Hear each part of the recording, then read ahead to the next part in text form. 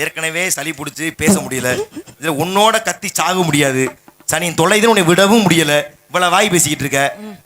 பேசுற சரியாத்தான் பேசி தொலைறியா? என்ன இன்னைக்கு சந்திக்கிறதுக்கு எப்படி வரிசையா நம்ம தானே போறோம். அதை பத்தி வந்து செத்தாலும் மேடல சாகணும். ஏன்னா ஏன் குறிக்கோள் அதுதான். அது எனக்கு பிரச்சனை இல்ல. ஆனா தப்பா இருக்கேமா? என்ன தப்பா இருக்கு?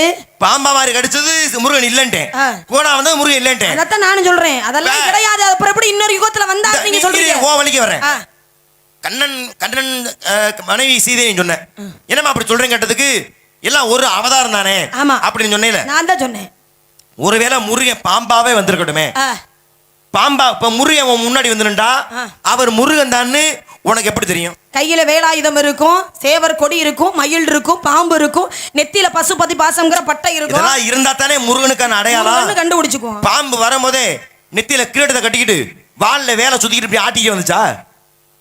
கேக்குறவனே என்னங்க கேக்குறீங்க? பாம்பு எங்கங்க கிரீடம் கட்டும்?